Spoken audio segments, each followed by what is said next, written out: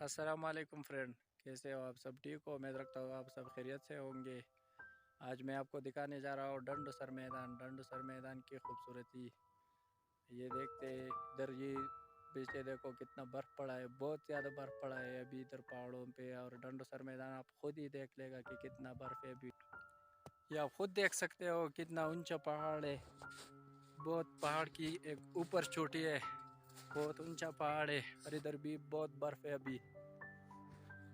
ये बिल्कुल पहाड़ की चोटी पर एक बहुत बड़ा मैदान है, बहुत खूबसूरत मैदान है। इधर ऊपर देखो, ये आप देख सकते हो, ये है डंडोसर मैदान की खूबसूरती। मेरा शंगला खूबसूरती में किसी से कम नहीं। लोग मलम जवा जाते, कालाम जाते, मरी जाते। उधर सिर्फ बर्फ ही होता है, बर्फ तो इधर भी बहुत है। आपको दिखाने जा रहा हूँ डंडोसर मैदान। वीडियो गुजारिश है, मेरे यूट्यूब चैनल को सब्सक्राइब करो और मेरे वीडियो को लाइक।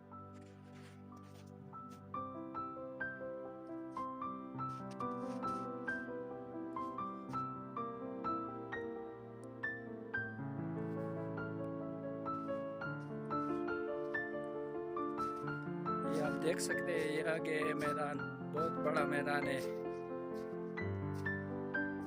और बहुत बर्फ है। कितने मुश्किल से आना होता है अभी इधर इस बर्फ में। ये आप देख सकते हैं, बहुत खूबसूरत जगह है।